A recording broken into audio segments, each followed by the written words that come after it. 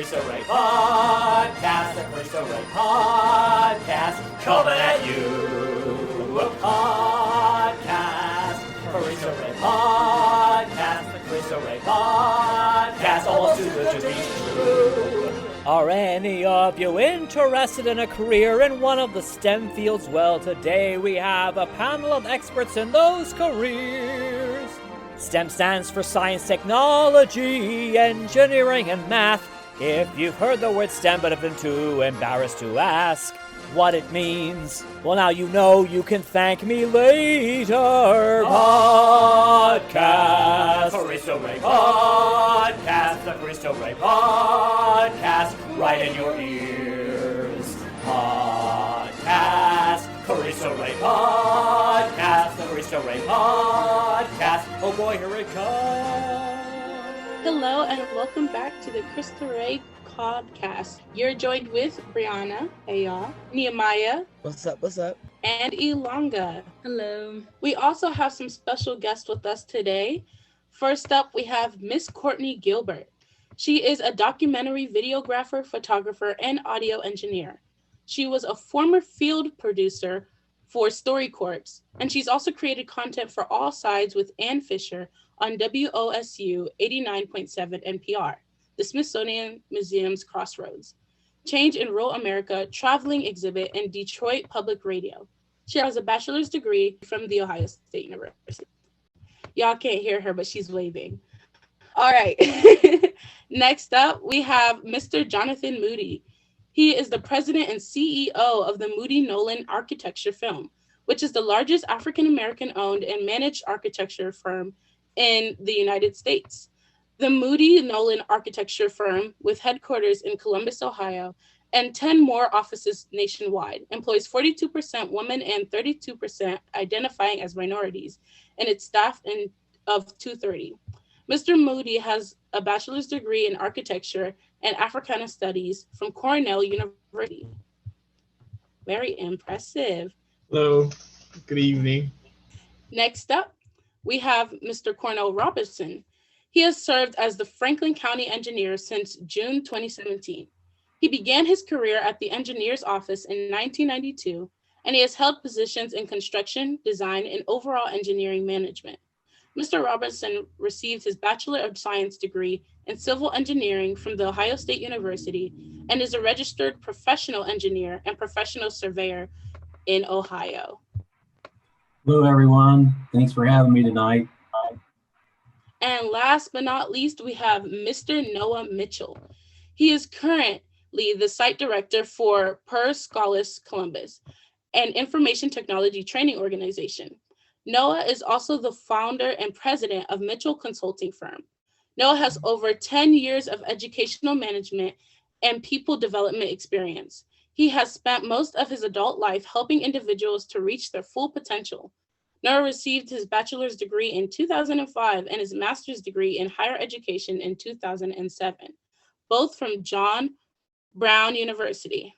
Noah has also had a MDIV degree with a focus of African dysphoria.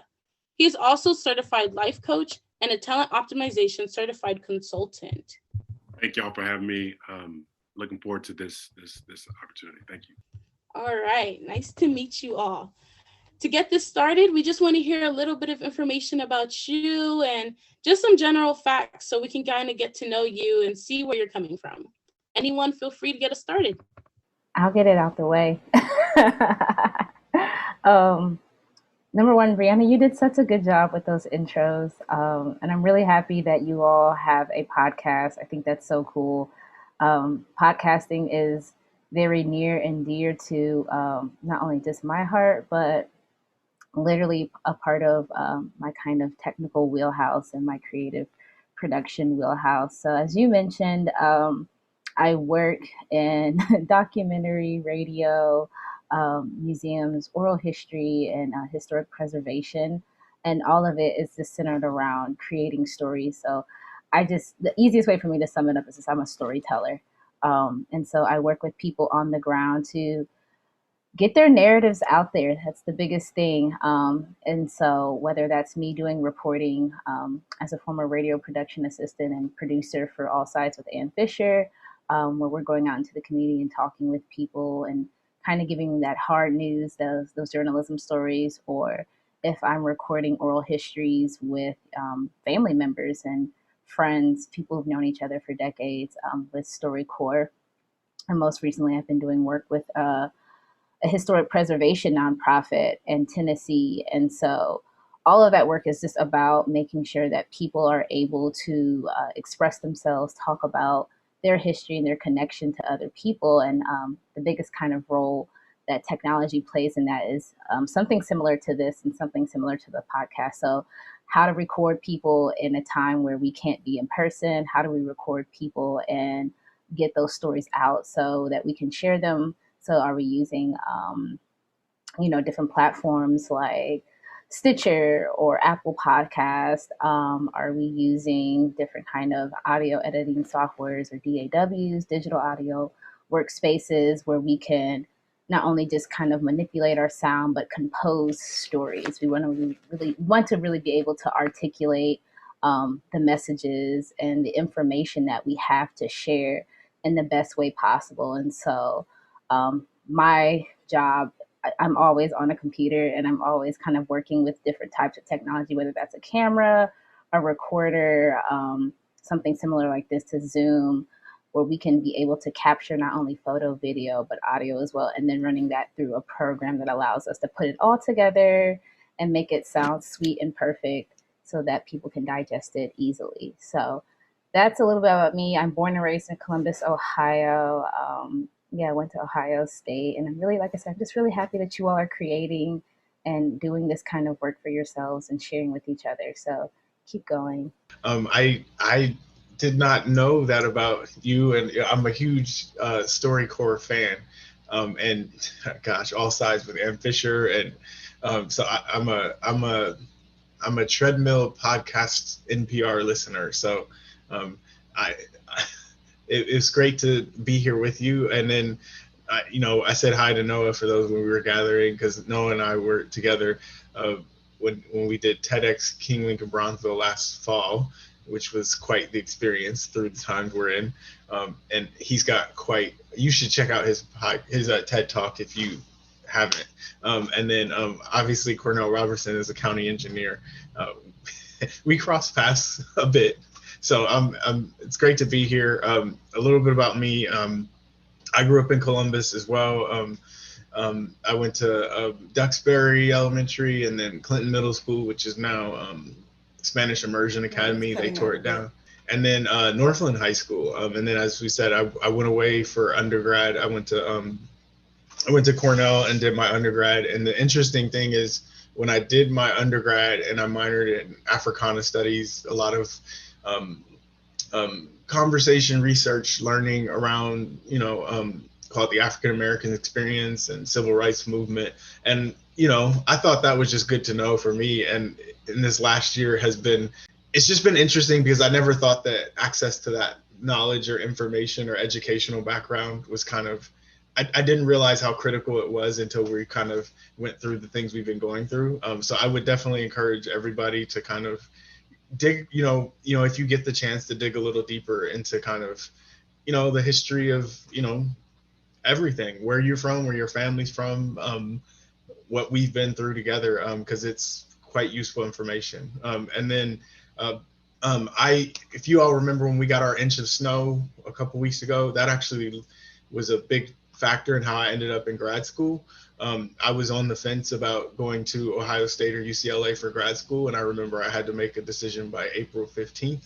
And April 12th, we got a foot of snow when I was in Ithaca, New York, and I said, I can't do this anymore. I need a break. So I moved to Los Angeles.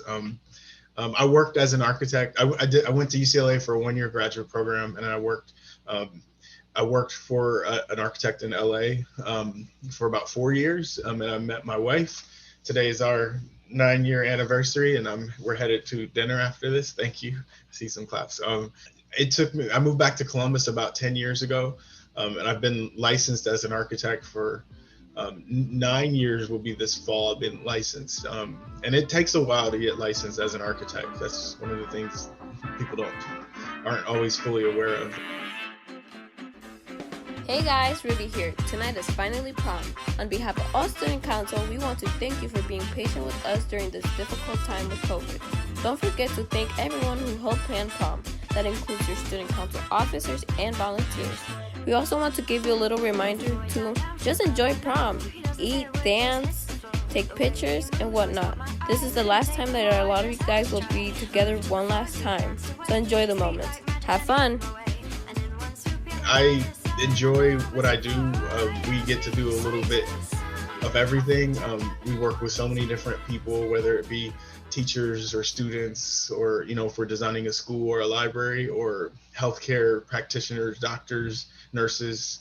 If we're working on an office building for lawyers, we get to meet so many different people and think about how they use their space. I think everybody has, I would assume, grown a fond appreciation for housing design this last year, and creative, flexible at-home environments. And I get excited about what I do is just because we're constantly thinking about, like, it takes a while to build a building, and we're constantly thinking about what the future is like. And we get to literally think, if it takes 2 years to build a building, we literally every day are thinking, how would we want this building to be 2 years from now? And we have to think in terms of, literally creating a better future. So. Again, my name is Cornell Robertson, honored to serve as your Franklin County engineer. And I want to start out by thanking Cristo Rey, Miss Martin, and Brianna for inviting me to be a part of this panel. I'm really looking forward to it.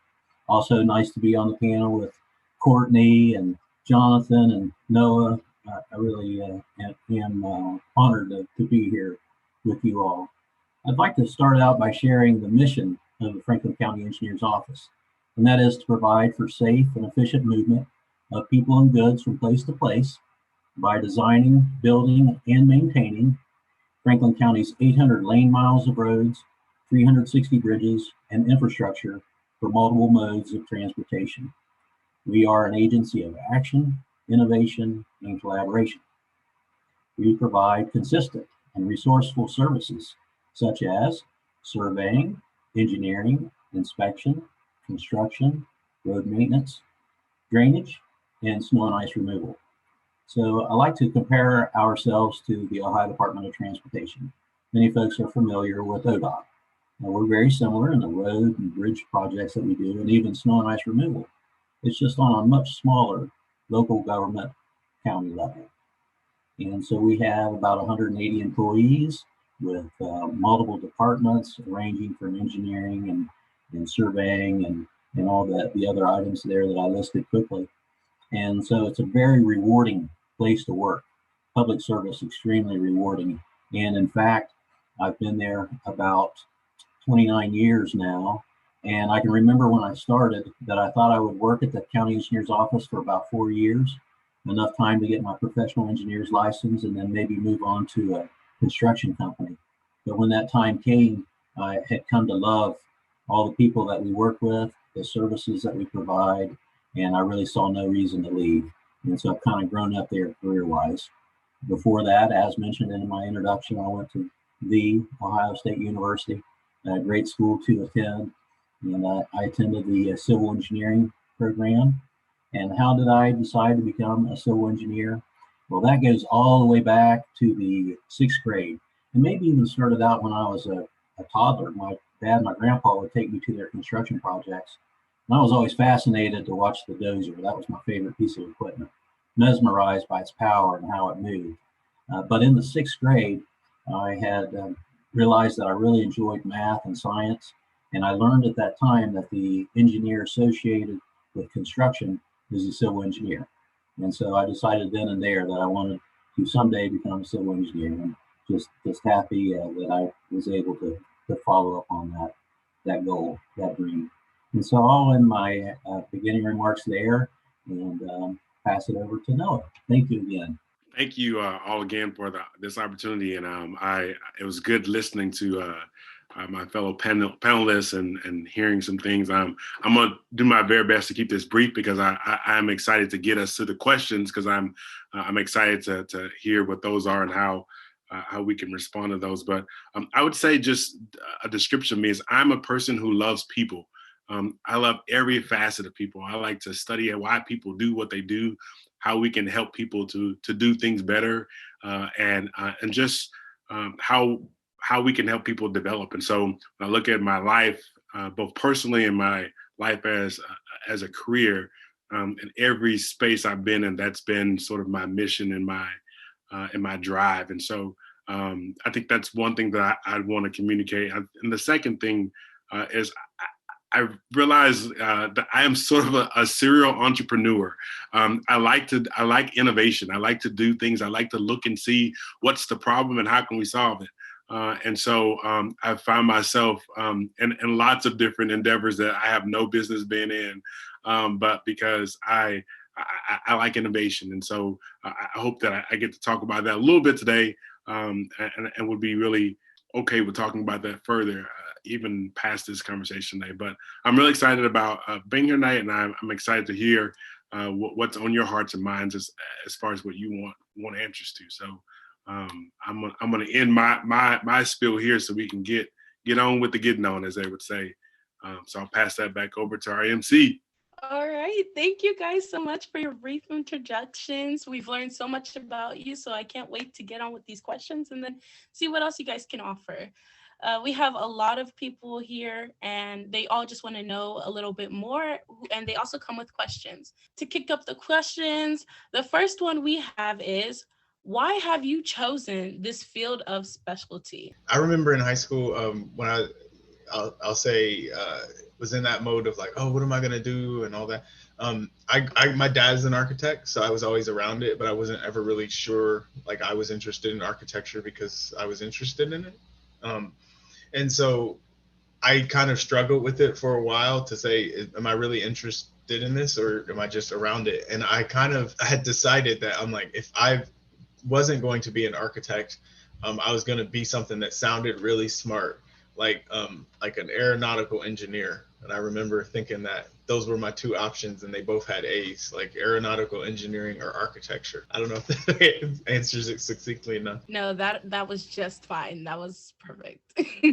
So I would say in my current day job, I kind of fell into it. And what I will say in a broader sense, when you're thinking about, how do you choose an industry or choose the space that you're in? My encouragement really is to find what you are like you would literally do for free. Like you would wake up and if nobody paid you, you didn't have to pay bills. This is the thing you would want to do. If you can make that your career, then work becomes, I call it going to the playground. I'm waking up and I'm going to the playground because every day I wake up and I enjoy what I do. And so it's work. Don't get me wrong. Like it's work.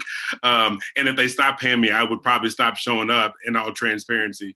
But I love what I do. And so I think that that's an important aspect of when you're thinking about an industry that you're going to process. What do you just absolutely love to do?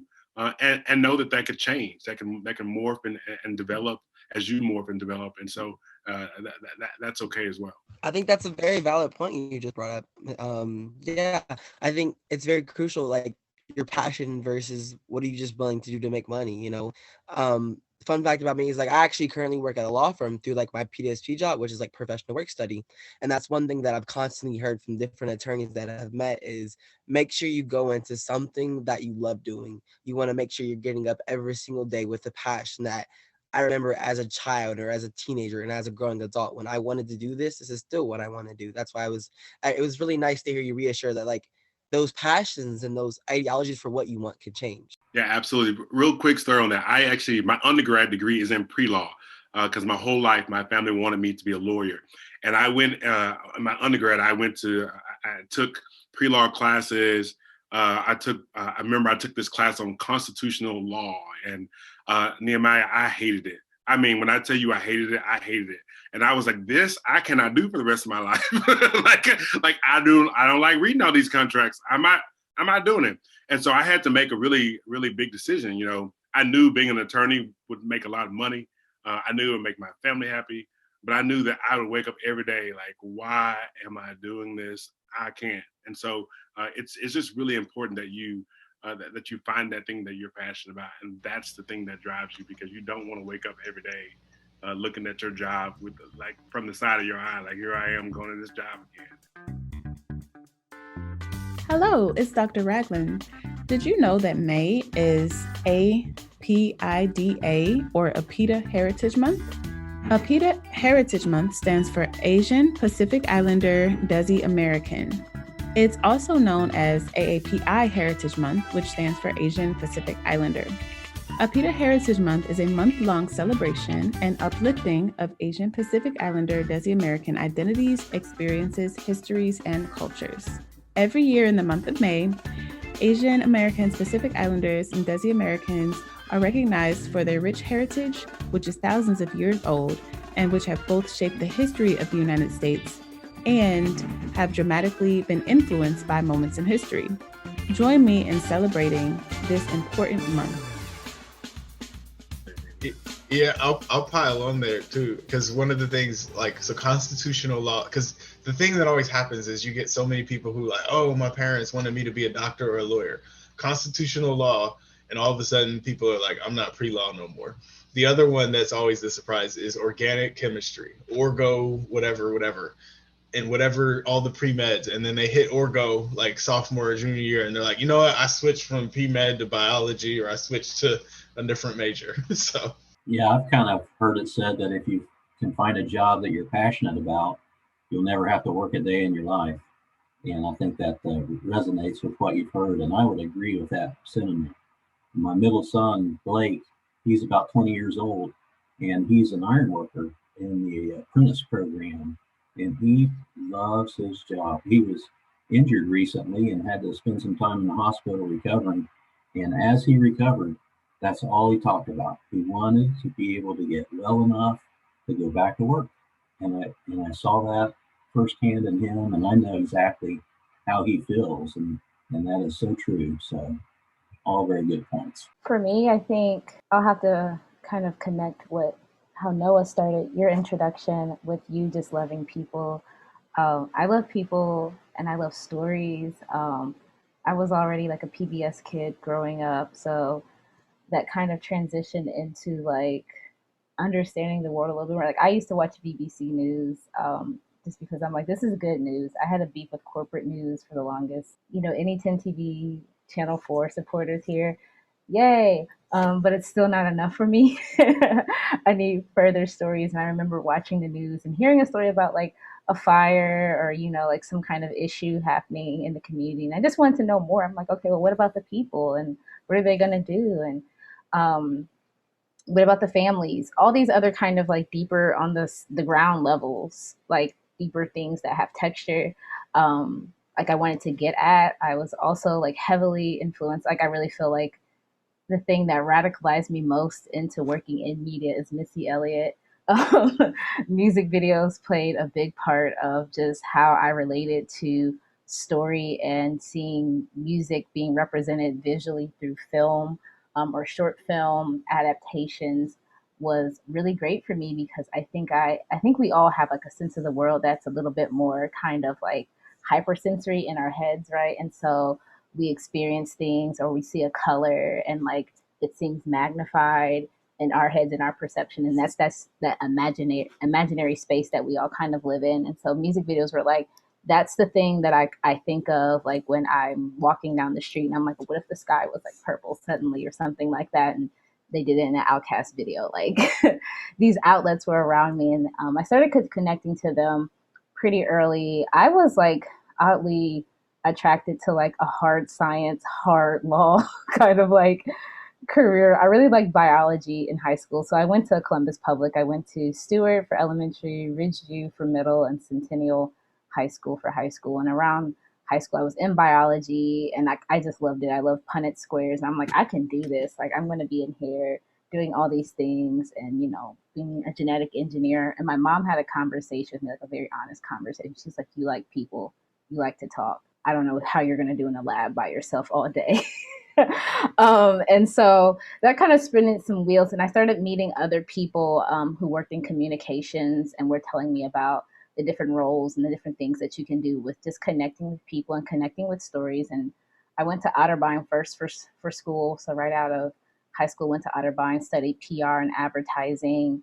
And it still wasn't deep enough, right? So I'm like, this is very surface. Like, we're doing really good storytelling about a brand, about a company, which matters. But what about the employees? But what the clients that we're helping? Like, there's all these really great, juicy things behind the scenes that I'm not getting at. And so that led me to go to OSU to study film. It was way more technical than I thought, which was really great because it was connecting back to, once again, that childhood kind of situation where it's like, how do I make the sky purple, right? And technology does that. And so you get cameras in your hand, you get microphones in your hand, you get recorders in your hands, and you get access to all this software that helps you put together how you see it in your head, or how you kind of hear it from another person. How am I going to tell a story from an 85-year-old woman about what her upbringing was like, and she doesn't have any pictures? We're meeting for about an hour and a half. How am I going to like articulate this, right? So you really kind of get into the art and the science of things. But I've been happy ever since. And I never felt like I was going to have an issue or just kind of like fall into something where it's like I can't kind of exist here anymore, or like I'm going to try to like stick it out in this other place, but it's not going to work for me. You don't necessarily have to kind of know the role. I feel like you just have to know your tribe, essentially, or know your community, and having access to that. So finding mentors, just asking questions. One of the ways that I was able to kind of start at WOSU was just kind of like bugging folks and being like, are there internships available? Are there like, is there a situation where I could come and assist on the set? Like, I just kind of want to be in the community. I'm feeling like I'm one of these people. I see you all are like working, and I want to know a little bit more about it. How can I kind of be in that space? So I think if you pinpoint the space where you want to be at and the community that you want to surround yourself with, you're going into a rich learning environment. There's professionals, there's mentors, there's people who have started from the bottom, who are at different places now, who you're going to be able to surround yourself with and really find that niche and find that role that really fits you. So I think your work is to kind of start at your end, right? So where do I want to be? Where's the kind of like milieu that I want to be in, the environment that I want to be? And then you'll be able to find the thing that you're doing in that. Once you get in there, you'll see someone, like for me, I love audio. It's a little bit more simple to kind of work with and clean up and do different things with. But I started off working with cameras and everything. And I don't have like the most upper body strength, right? And so some of these cameras are like really heavy. So I'm like, it's not really like, my ministry to like be running around with a camera, but I can do something else. And so, but being in a space like that allowed me to see that. And so just go to that space and see what happens. And then you'll find the thing that you want to do within that space. Again, thank you so much for giving up your time and coming to talk to us. We really appreciate it. We have the next question is, what do you like most about your job? I think for me and working in media, every day is something new, and you get to be a jack of all trades, a master of none. So I have like so much random knowledge about all the things in the world, specifically working with StoryCorps. My role with them as a field producer and a mobile tour facilitator.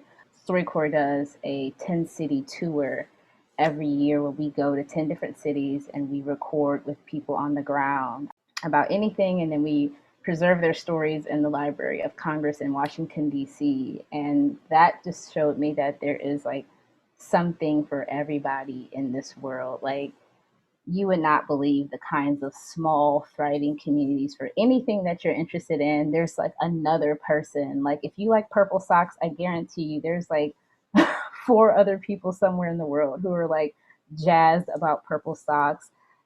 Anything, and the enthusiasm, but not also that just kind of the way that all these smaller things are just happening all the time around us. Like, I don't ever want people to feel like your hometown or where you're at is like a dud. Like under the surface, there's a lot of interesting, really cool things just thriving. Your neighbors are doing really great things. Your teachers, your classmates are doing really awesome things on their own, or at least away from a space. And those things get to be celebrated, and those things exist. And that was like my office. That was what I was stepping into every day when people used to come to us in person to record.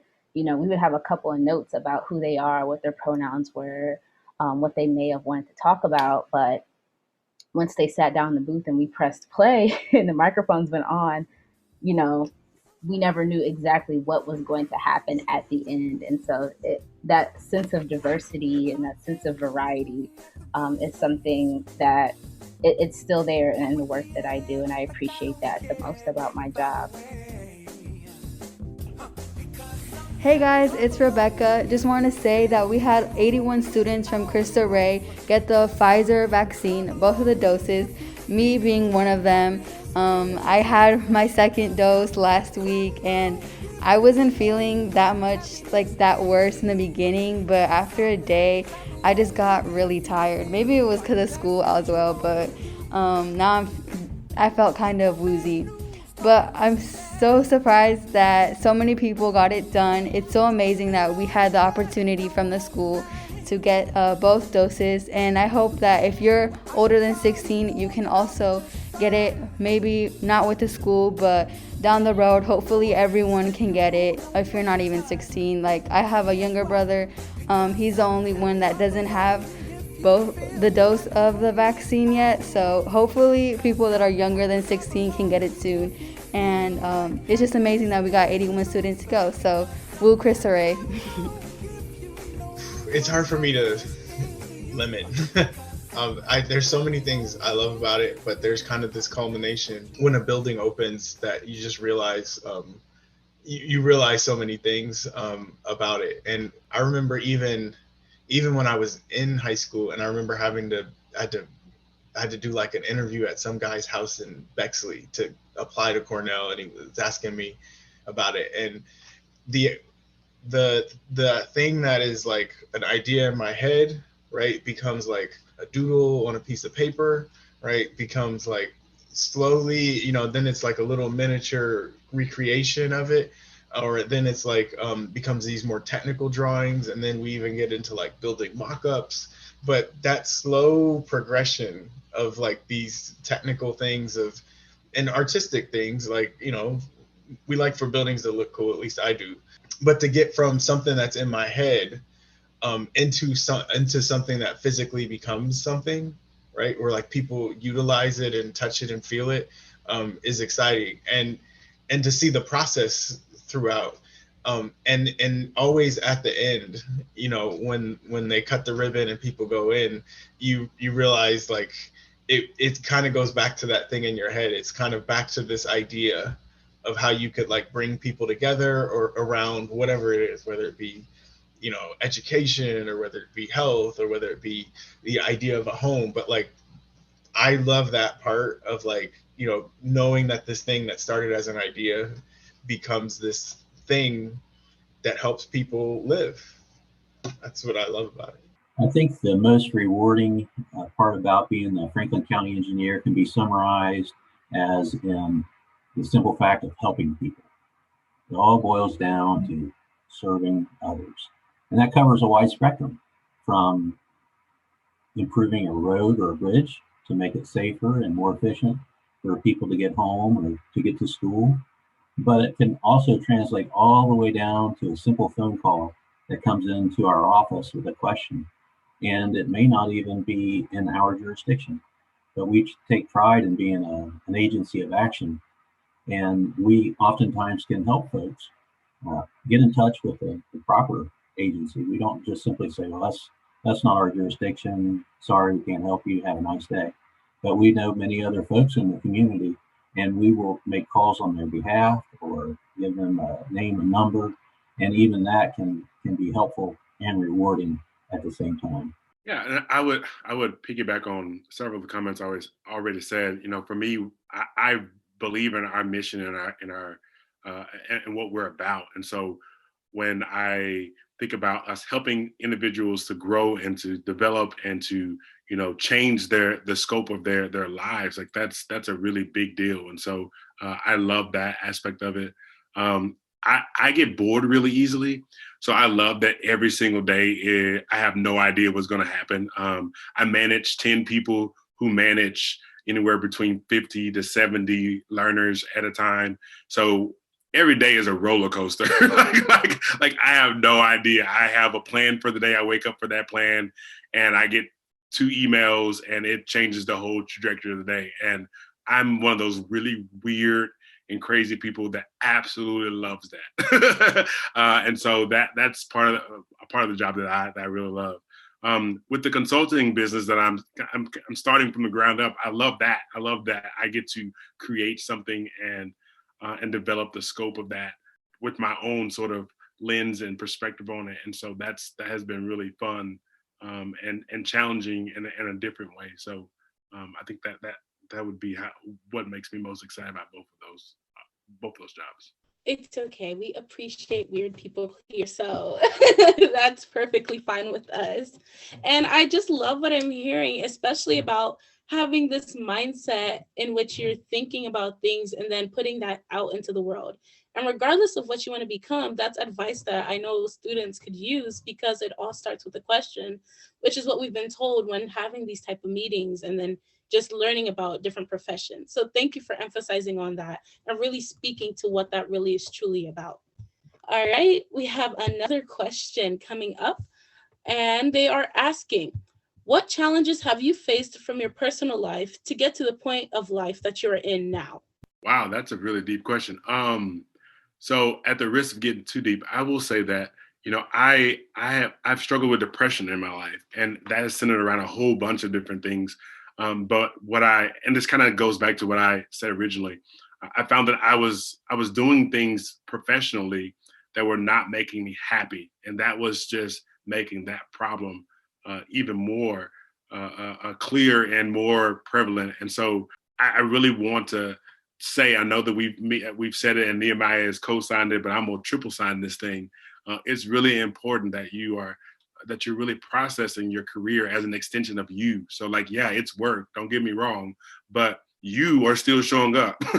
And so whatever you are doing, you are also taking that home. And so it's important that you are doing work that you're passionate about, because it really can become something that affects you personally and affects the way that you show up in the world in general. And so I went through a period of time where that was really difficult for me. And so I had to really make some personal choices and some career choices that I wasn't going to be a person that I woke up and I didn't enjoy what I saw because of the work I was doing. And so I think that's an important lesson that I learned, that I really try to help. I really try to continue to model myself, but then also to challenge people to really process that. There's a kind of a historical precedent that we have about this concept of work, that it's supposed to be like this hard, miserable thing that you just have to do because you have to make money.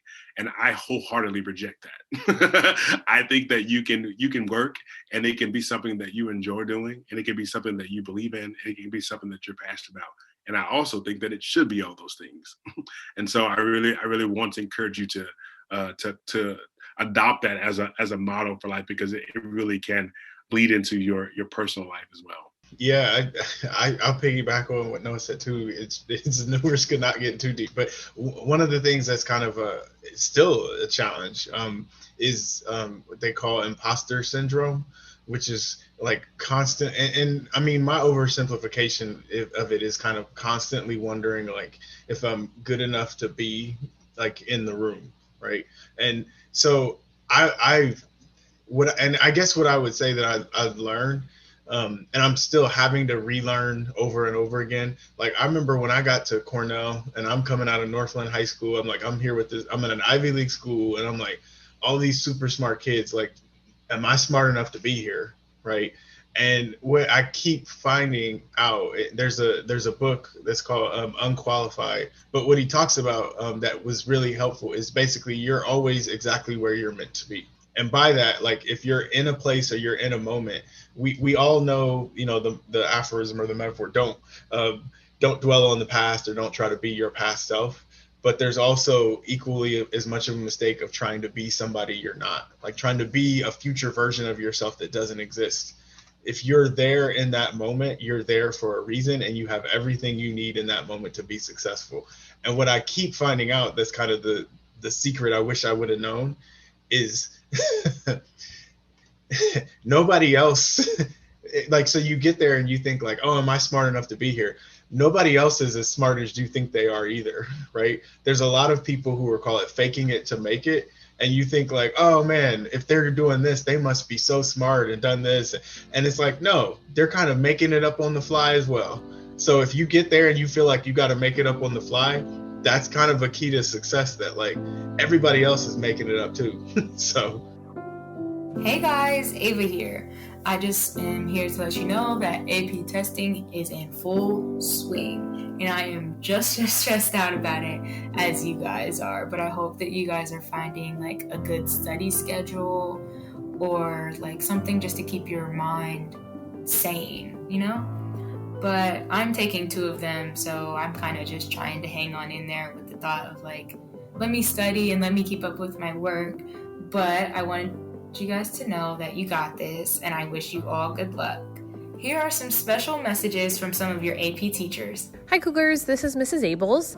Mr. Corrigan so kindly invited me to come on the podcast to congratulate the senior and junior AP English students. These students have been working extremely hard this year to prepare for these AP exams. The AP English exam, both of them, entails 3 essays and multiple choice within a 3-hour exam. And so they have been working incredibly hard, and I am so proud of them and their hard work. So if you see a junior or senior who is taking AP English, be sure to give them a kudos when you see them. And again, congrats. Really proud of you guys. Dear AP Spanish students, I just wanted to congratulate you for your hard work and dedication to preparing and taking this AP test.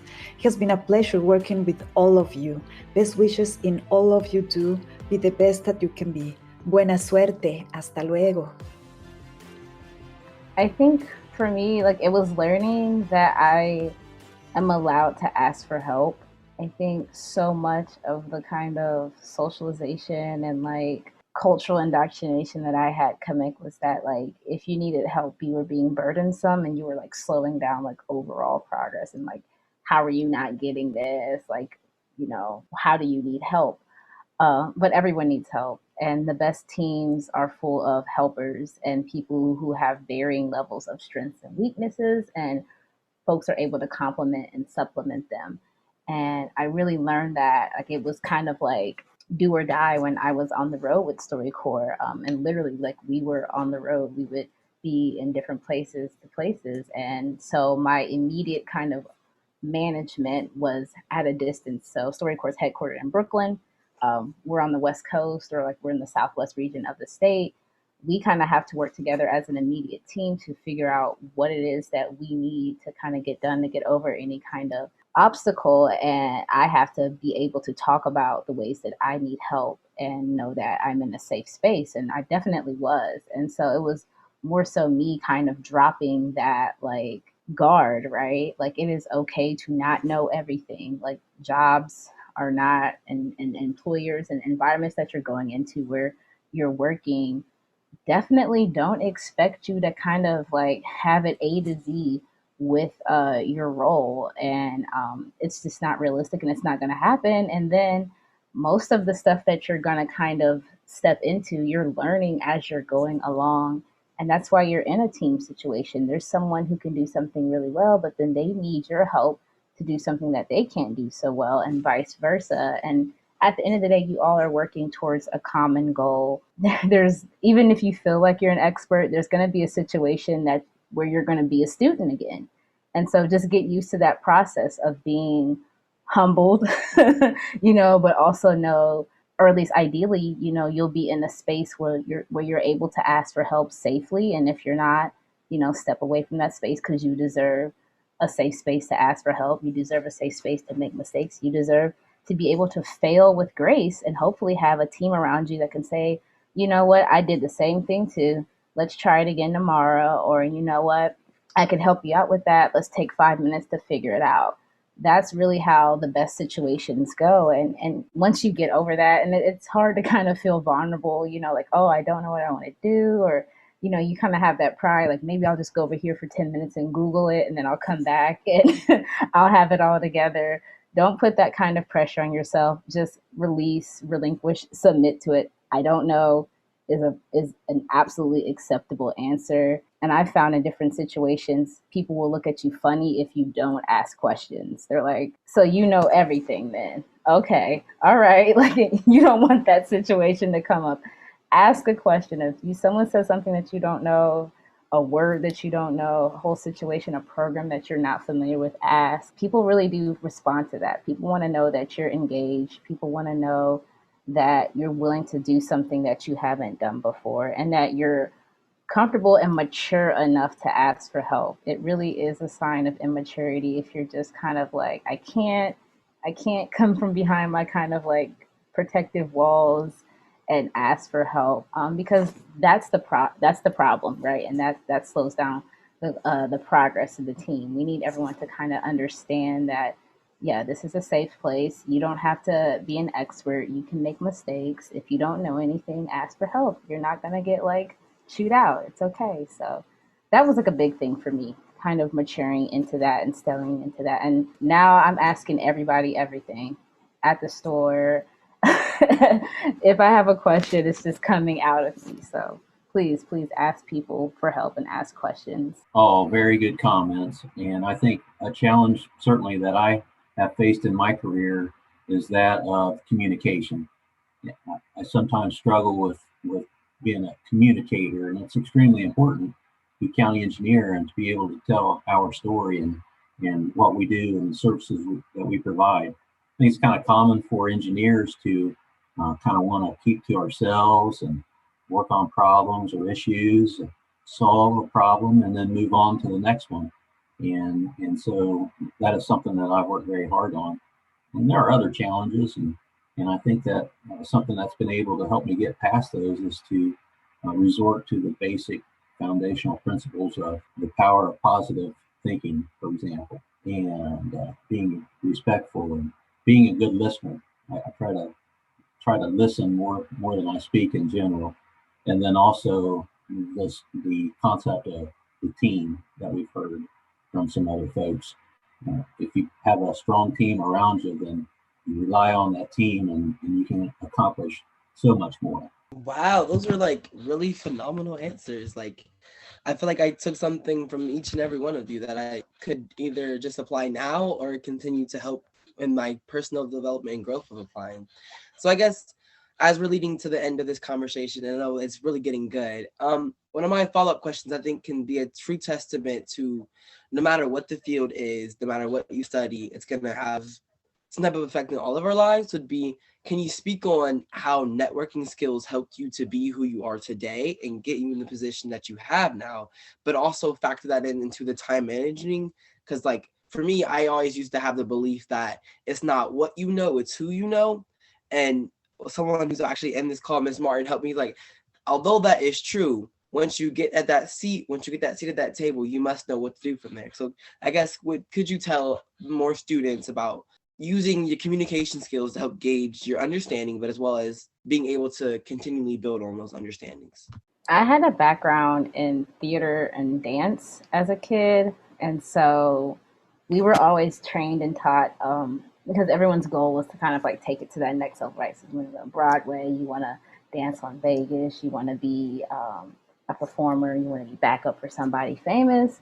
You got to be able to kind of, in that minute, on the spot, like if someone needs you to sing, someone needs you to run a monologue, if you got to run through an 8 count, you got to go for it. Kind of having that game face on and having that ready. And in some ways, I kind of kept that in terms of thinking about the spaces that I want to go. And it helps to be realistic in the terms of what you know and versus who you know, too. So you might have access to a CEO, ideally, right? And but you're very kind of early in your skills, and you have to think of how much of a benefit could you be to that person we would hope that they would want to come in and bring you on and groom you and help you grow in that space. But at the same time, like I said, like, be realistic about the level that your level and your capacity that you're willing to kind of offer. Is kind of hard to start at the back of the race, right? Essentially, and trying to keep pace with the pack that's already running. You want to be able to kind of get in, find your space, and then keep going with everyone else. And so be really kind of clear with what you can do and how you can do it. My thing was like, oh, like coming up for like dance, like I can do like this little tap dance routine really good. I might not have like my monologue super strong, or, I might forget lyrics to a song coming up, but one thing I can do is knock this little tap dance routine out of the box. And if they don't want a tap dancer, okay, but at least they know, like, okay, that girl over there, she can tap dance really good. We might not need her, but I might know someone who might need a tap dancer. And it's the same thing with your skills and what you do know, right? Whether those are hard skills or soft skills. If you're someone who's really good with people, if you think you're a really good listener, and you are in a space or you're looking at a community where those skills are valued, go there. Go where your skills are going to be needed, celebrated, and accepted. Hey y'all, it's Jalil here. Now I know you all are looking for some great performances to kick off your summer. So listen up. On Wednesday, May 19th at 6 p.m. is the 6th Annual International Festival. This is a night of music, of dance, and entertainment from around the world, all brought to you. Then, on Friday, May 21st at 5 p.m. begins a new tradition, the first ever Cristo Rey Columbus Poetry Slam. Check your email next week for more information on both of these events. Let's go Cougars. If you have a really great hard skill and you're looking at a community that, kind of has like a lot of soft skills going on in their environment, shoot your shot, but also, like I said, like, be honest and be realistic with yourself. How much of this is actually going to be useful and valuable in the situation? Because mainly you don't want to waste your time, and so definitely go after those folks who you think, okay, like, this could be a mentor. This is someone who, might be able to help me and help me grow and get into this environment. But then be prepared to perform, right? So be able to kind of show what you know and get your little tap dance routine on and sell it and be strong in that and be confident in that. And people will recognize that, and it's okay if you do your dance, you do your thing, and it's not what they need. Most folks know someone else who need what you have to offer, and that's how the whole who works out, right? So it might not be this person, but they can put in a phone call and say, hey, I just met someone who is really great at coding, and they're looking to get a start. Could you fit them in? Or I know you have like an incubator program for teens. Check this person out, right? That's how that goes. So if you know what you got, don't be afraid to show it. And then, be intentional about where you're going to display your skills mostly. I would say, Nehemiah, I've grown up on that saying, it's not about what you know, but who you know. I tend to go from the mantra, it's not about who you know, it's about who knows you. And so I think it's about you showing up in every space that you're in and bringing your absolute best self. And when you do that, people will begin to know who you are. And to Courtney's point, when they need a particular skill set, they'll be able to remember, oh yeah, Nehemiah, he's really good at X. I remember he did this in this space. And so if you show up authentically, that's the best form of networking that you can have. Most of the jobs that I have had in my life have come because someone was like, hey, Noah, there's this job that got posted at this particular place, and I think you would be perfect at it. So I think it's about you making sure that you show up, because again, I'm not sure who told you this, Nehemiah, you knowing people and then not having the skill set, that don't work, right? That doesn't work at all. If I reference you to a particular job and you show up and you ain't good at it, then we have a whole different set of networking problems. So it's about showing up and showing folks that that you have a particular skill set, and that skill set comes with you, and then people will begin to say, hey, that's the guy we need for this particular role. Yeah, I wholeheartedly agree, Noah. And that may take a little patience. It may not be recognized immediately, but if you keep that mindset, oh yeah, that'll pay off. Just stay with it, and people will recognize it. Networking is very, very important, and tonight is an example of the kind of networking that we can do, even in a year that we've had to deal with the COVID-19 pandemic. So I commend you all for participating in this panel. I appreciate this opportunity, and would say in regards to networking, one other option would be to consider internships and summer jobs. And so the Franklin County Engineers Office may be a place that you consider. We hire folks as long as you're at least 18 years old, so maybe not just yet, but keep us in mind. And I think we pay fairly well, and we have jobs with many different departments and areas. So, Cornell, I see what you did there, and I love it.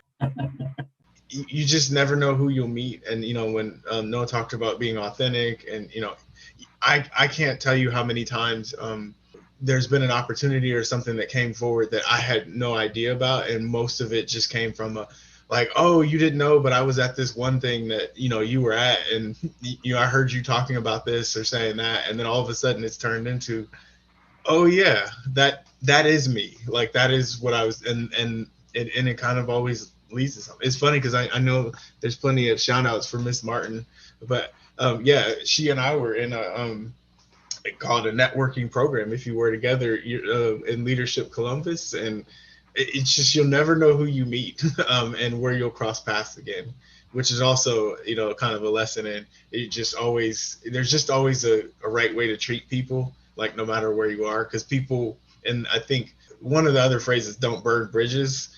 But it's just, I think you should always just treat people respectfully, just because you just never know when that person might come back, and then you'll need something from them, and then they'll remember. So. I think we've about reached that time. Before we close out, we've actually heard that there's this really cool program that is going on. It's called the Per Scholas program.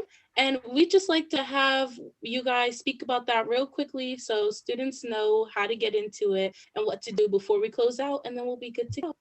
So I guess that's me. Per Scholas, it is it's an IT training organization. We do a 12 to 15 week sort of boot camp where we train you with Google search, A+, networking, and it really gets you a jump start within the IT field to get you placed into jobs. And so you've got to be 18 older. It's a totally free program. And so if you want more information about that, please reach out to me. I think they'll be sending out some ways to contact me. But I'll be more than happy to talk more about that in depth. But yeah, it's a great opportunity if information technology is the industry or field that you want to go into. One of the things we also do is professional development, and so I actually wrote the curriculum that we use for our national team for professional development, and so we use that's incorporated within your technical instruction. So we help you learn how to write a resume, how to show up for interviews, how to manage difficult people. So that's also part of the program as well. All right, y'all, you heard the man. Free program. If you want to get enlisted, just contact him.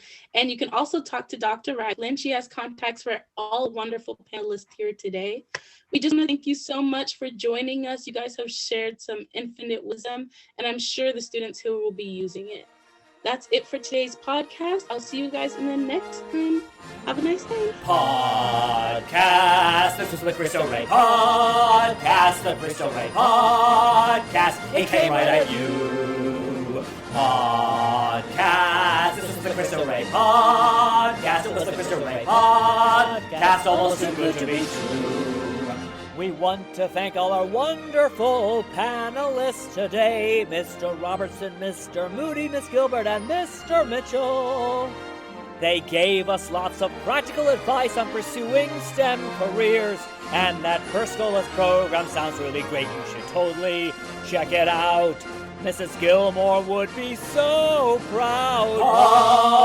Podcast. This was the Cristo Rey podcast. The Cristo Rey podcast. Blah, blah, blah, blah. Podcast. Something, something. Podcast. Yeah, podcast. See you next week.